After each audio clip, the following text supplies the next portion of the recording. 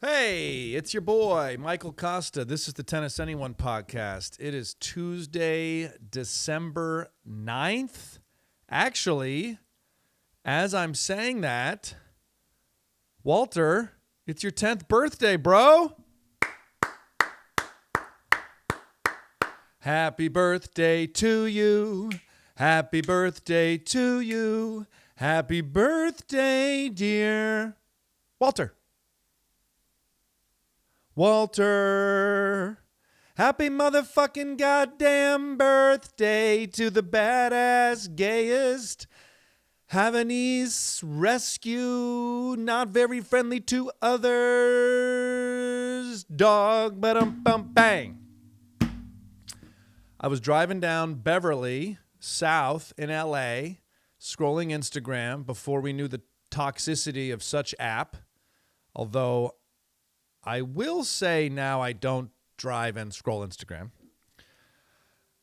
Which, by the way, just that sentence alone makes me feel like my mom telling me, oh, yeah, we used to smoke. Nobody knew it was bad for us. Oh, yeah? Nobody knew? We know. We know that social media is bad for us.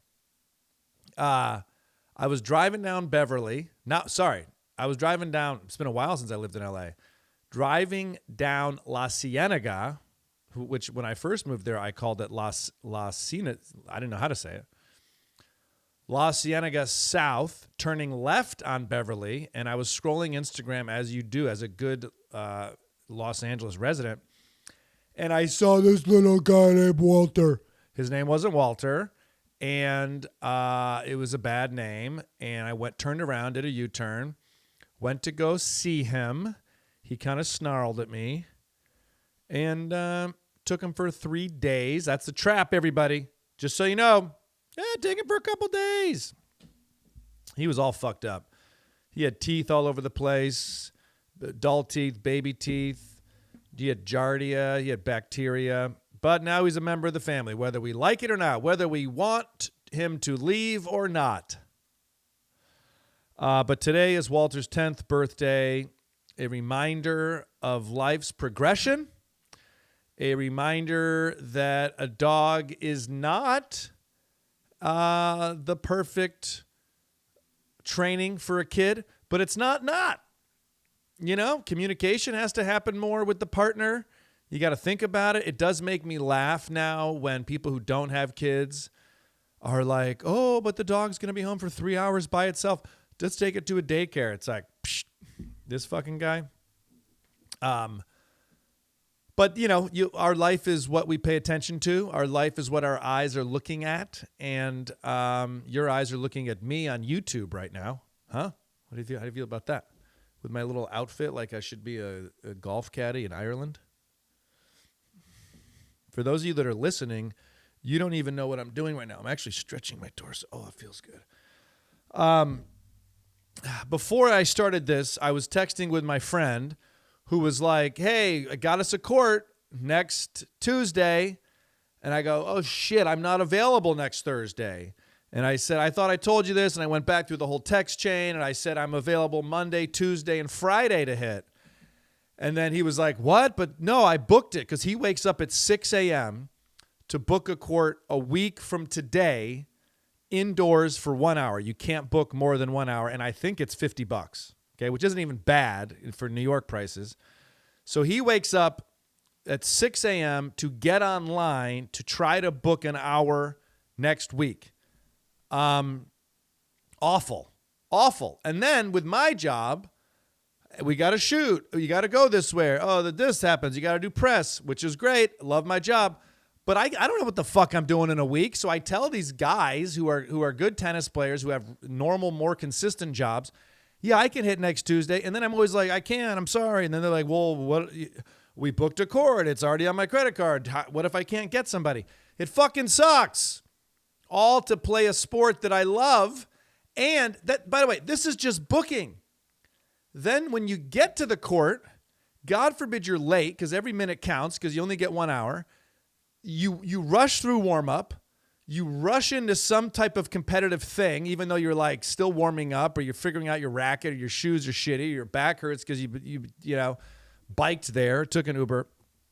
So, needless to say, there are parts of living in the city that are excellent. There are things that are amazing. I don't like when you live in a non-city and everybody tells you how good the Mexican restaurant is and it fucking sucks, right? I don't like when I go to Westchester County, sorry listeners, and everyone I look at is white. Everybody, every single person is white. And I'm white, so but I like a mix. The world is big. Travel is big. Different ethnicities and cultures and cuisines and bodies and it's all so important in my opinion. So I like parts of the city, but when it comes to recreation or sports, god damn city, you fucking suck. And it's why when you watch the Summer Olympics, usually Winter Olympics too, there's nobody ever from Manhattan or Brooklyn. Maybe Queens, probably not. There's always some fucking suburb, right? A place that has population. Get out of here, Walter, if you can't handle this controversial material. So, one thing I did think about, though, is if my friend who I'm playing tennis with books at 12, I could book at 1. Maybe I can't get the same court. We could just switch courts. So this is why people in New York get tougher and sharper. Iron sharpens iron. Because now I'm figuring out a way to solve the problem that some dumb, overweight, shitty tennis player in the suburbs isn't. Because he doesn't have to. Because he leaves his rackets in his car. And he just drives to the club and there's a court. And there's beers after. God, sounds good. Dude, the tennis club where I play in Brooklyn, the fire alarm has been going off as long as I've ever been there. Now, it's not the alarm, it's a notification. But they have, and I feel bad even talking about this because we know each other and they know me and tennis world is small and these clips get passed around. But so I'm not going to mention the place. They're going to know. Every time I open the door, it's beep, beep, beep, beep, beep, beep, beep, beep, beep, beep. And I ask, I'm the guy that asks. I'm a stand-up comic. When I'm noticing and hearing and smelling and being bothered by,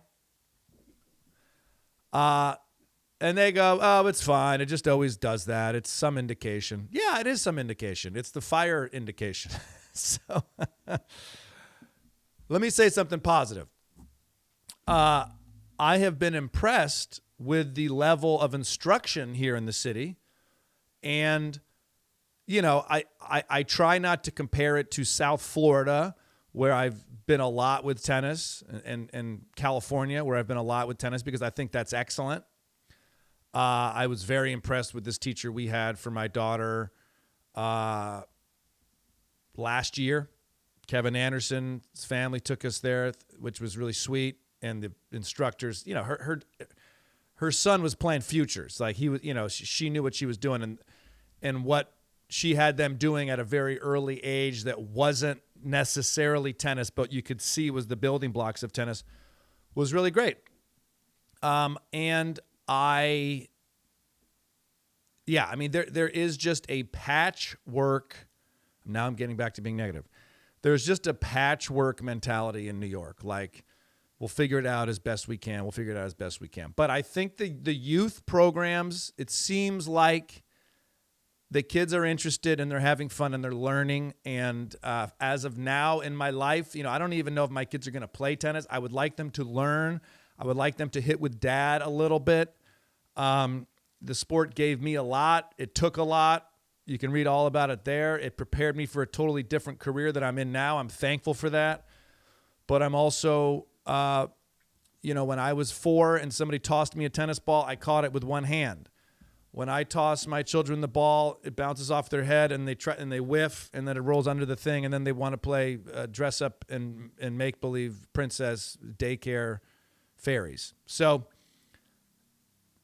I'm not them. They're not me. This is partially I'm saying all this as therapy for me, but also as therapy for you, that your kids are from you but they aren't you. And I hope my children learn to play tennis because it's brought me great joy. But if I could pick, I would pick them to play for fun at a decent level and maybe avoid all that other tennis trauma shit, the cheating and the competitive anxiety and the, I mean, that's kind of it, the cheating and the competitive anxiety. The failures are good. The successes are good. The confidence building is good. But I just assume they'll get that in other capacities. I hope. So Bageled NYC, you know them. They're our buddies from, the U.S. Open took their logo and they sent them a cease and desist, and it got legal, and not really, because the U.S. Open basically said, fuck you, even though it was like a very similar design. That's back in the September U.S. Open podcast, if you want to go back and listen to that. Basically, Bageled NYC has been selling bageled merchandise for many years with a bagel, with a racket and shoes, and using the log line or the tagline, serve fresh daily. And then this U.S. Open, the summer, the U.S. Open started selling their own version of serve fresh daily, exact same line, with a bagel, with a tennis racket. And it was very similar. And Bageled NYC certainly had reason for concern. I think they got a little bit of press out of it. They might have been ripped off. They might not have been. But it was awfully fucking close. And when it's a tournament that makes $800 million a year, it certainly sucks to think you had your shit stolen. And I've said this before, I tend to believe whoever the U.S. Open hired for merchandising in their little war room brainstorm session, which is one person or two people, maybe three, a main person and two juniors. Somebody saw Bageled NYC at some point. I don't think they took tracing paper and said, I want to steal this from Bageled NYC. But I think they saw it. It was in their belly or their brain, and they recreated it. And a simple Google search before pressing print would have sufficed. And as I've said before, it would have been really fucking cool if they would have reached out and said, hey, we noticed you have this logo. We have our own thing. We'd like to partner with you because you're upstanding members of the Fort Greene, Brooklyn tennis community. Anyways, they posted a great video of people trying to get courts in NYC. I'm going to play it once or twice. It is produced by Sam Burns, I believe. And it's just a little bit of a series he's going to start putting out about the struggle to play tennis in New York City. There's a lot of, just envision if you're listening on audio only, which even on YouTube, I'm not showing it right now, but Bageled NYC is the Instagram handle. Just picture long lines, and then whenever there's someone speaking, it's somebody speaking, waiting in line for a court. Okay, let's try this. Let's see if I can get this to work. Aren't part of a West Side Highway run club. That's not street art. It is tennis season. It's really hard and challenging to get a court in New York City anywhere.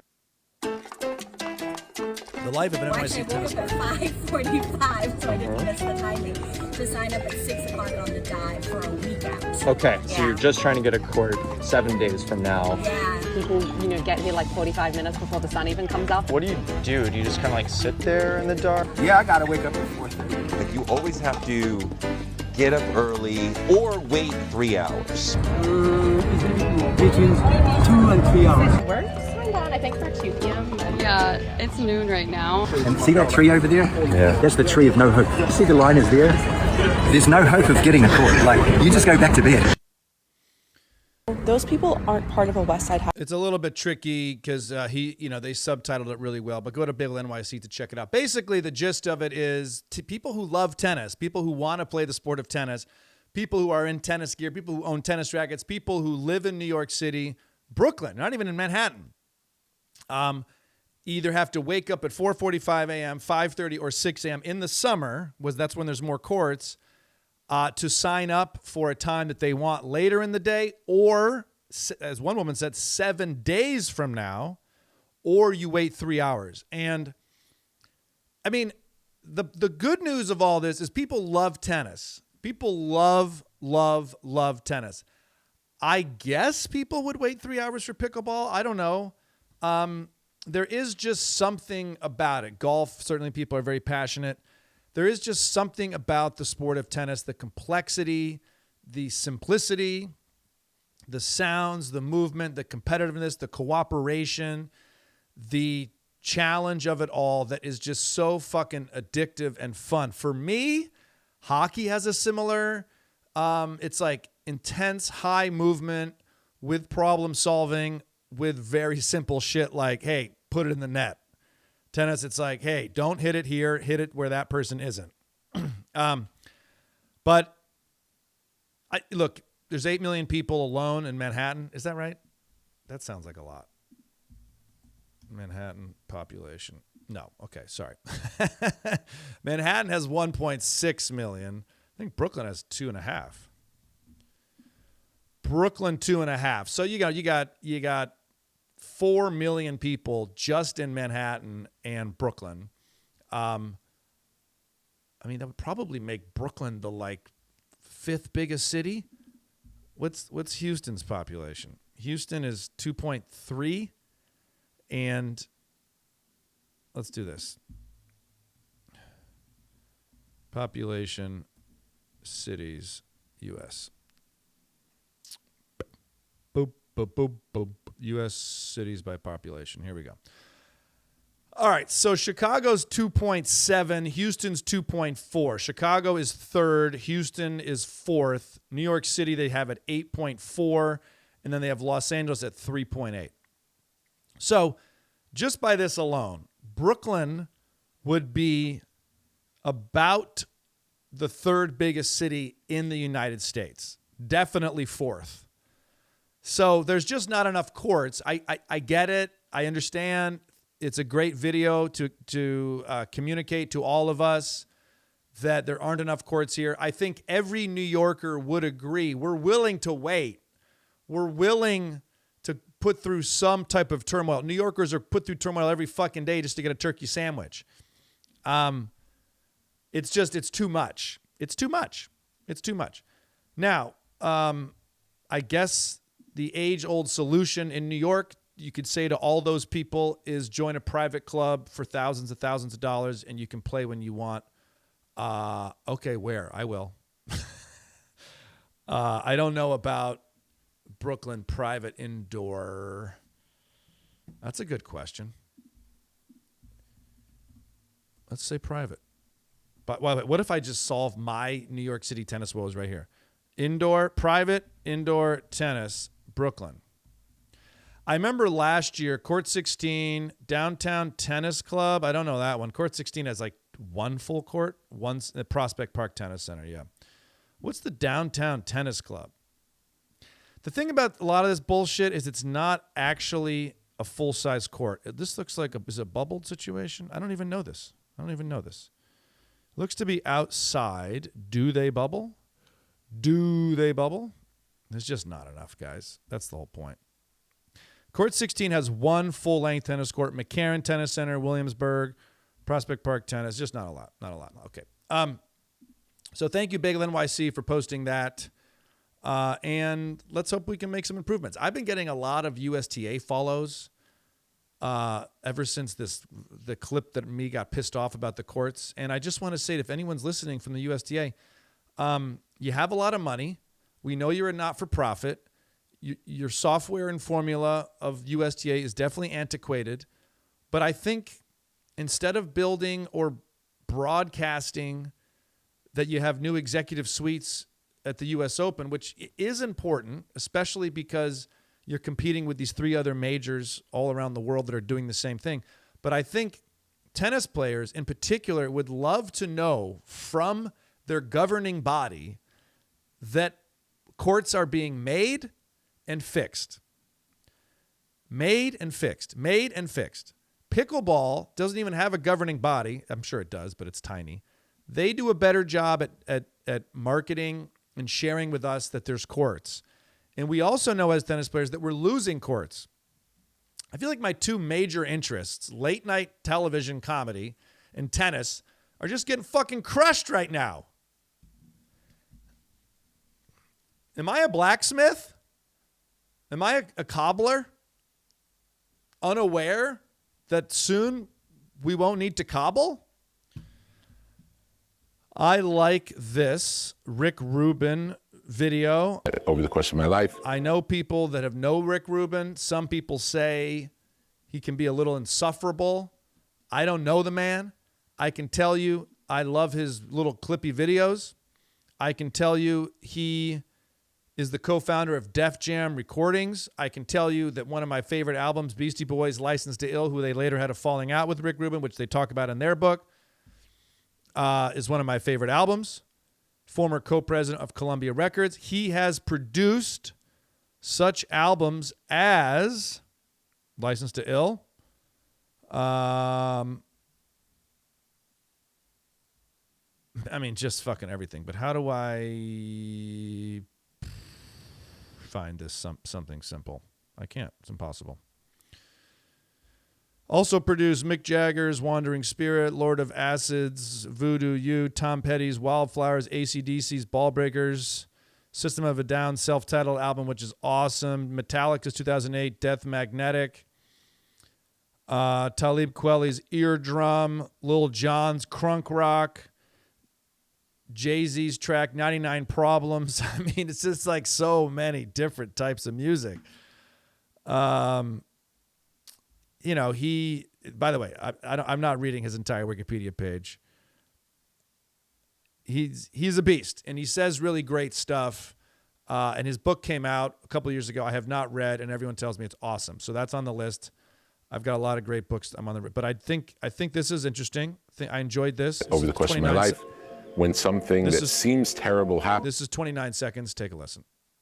Over the course of my life, when something that seems terrible happens, almost every time, maybe every single time, what happens in the wake of it is better than what was there.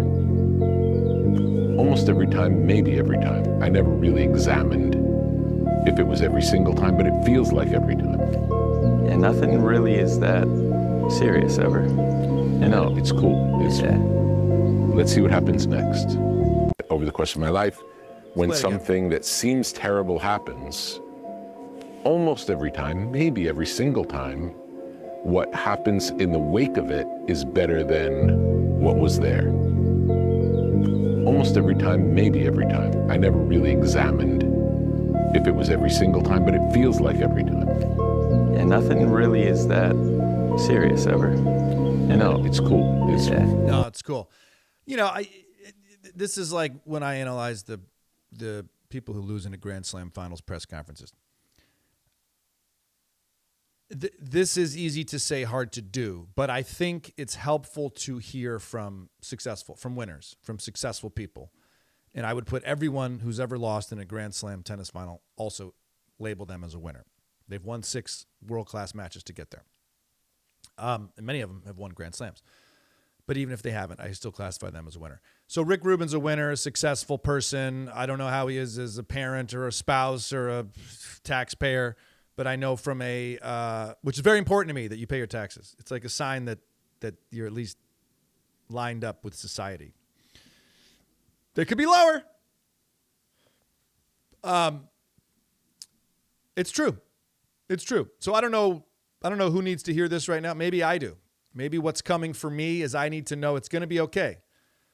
And I like the word wake because, you know, when something bad happens to you or an event happens to you, there is a wake.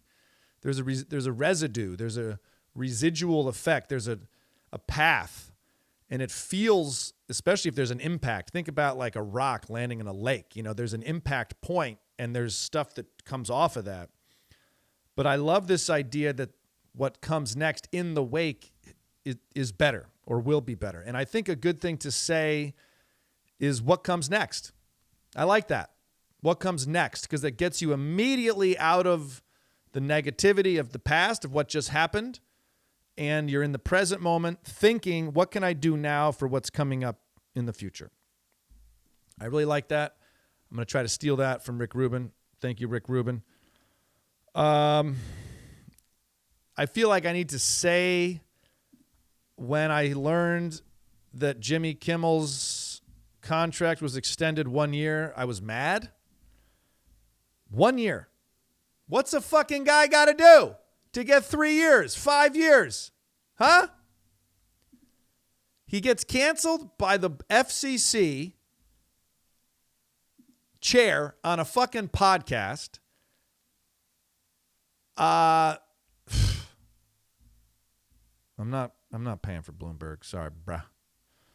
CNN, I guess. Yeah. Gets canceled for a year, suspended, whatever the fuck it is. I mean, I feel the same way about The Daily Show. A year?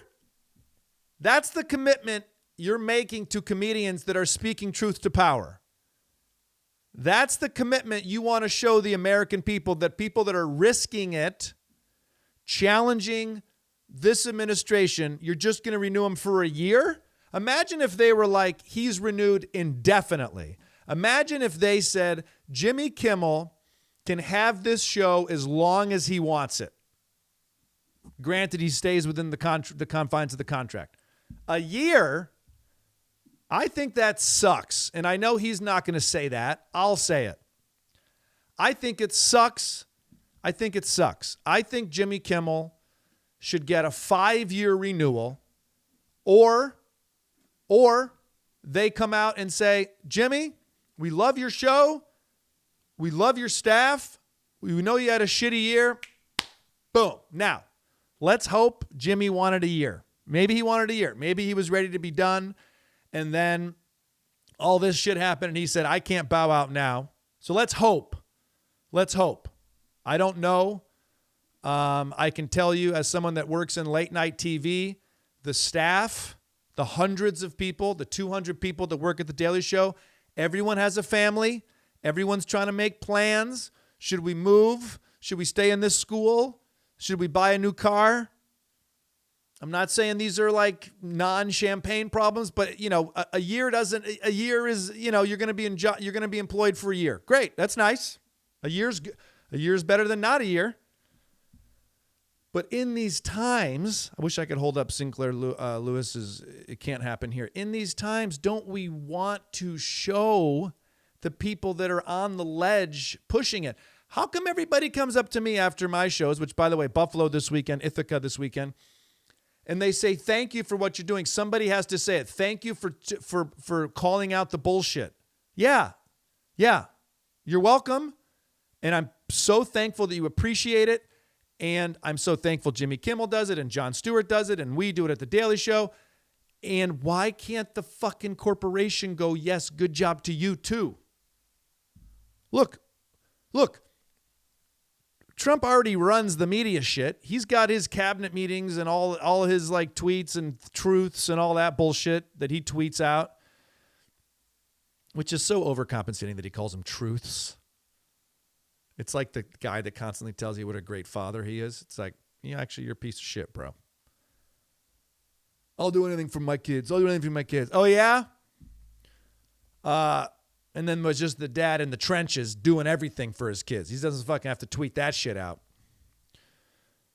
I knew I would get some shit for the Instagram that I posted yesterday with my daughter pushing the egg out of her room back and forth. I knew I would get it, but I wanted to post it. I needed it for me.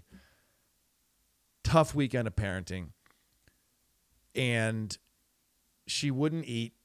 So the trick I've learned is you put them in the room with food and you don't say you have to eat this. You just say, when they're ready, they'll eat it. And my language was, it was a little aggro for a 5-year-old, but I was fed up. I still posted it. And most people, thankfully, on my Instagram were like, this was funny. Thanks for sharing. Good job, Dad. Some people were like, you're creating an anorexic daughter. Oh, okay. Why? Because I said eat the egg. Jimmy Kimmel has renewed his contract with Disney-owned ABC to continue hosting Jimmy Kimmel Live for another year. A source familiar with the deal told CNN that Kimmel had signed a 1-year extension to take his late-night show. Okay. So possibly what happened here is there was no negotiations to be made. It was already been negotiated. This is what happened. So this is actually a 1-year extension as opposed to a new deal, which means the 1-year extension was already kind of pre-negotiated. But still, you could still say, hey, Jimmy, considering all the shit that happened, we would love to just really make it clear to everyone, including the president and the American people, that what you're doing is important. Here's 5 years. You decide. You decide. God damn it. Kimmel, who at times has been a lightning rod for ABC, given his unfiltered stance on... unfiltered stance. God, the fucking media is so afraid of Trump. Yeah. He also hosts the fucking Emmys. No, he doesn't host the Emmys. He also hosts Who Wants to Be a Millionaire, which I had an opportunity to do, and I fucking wish I would have done it, but it was a crazy week. We'll talk about it later. So anyways, I'm happy Jimmy Kimmel's on for another year. I wish it was 5. I wish The Daily Show had 5. I wish Seth Meyers had 5. I wish they just here, good job, comedians.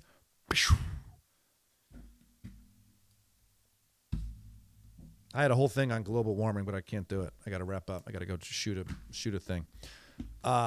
Basically this, the more CO2 we emit, the more we block the heat from leaving our atmosphere.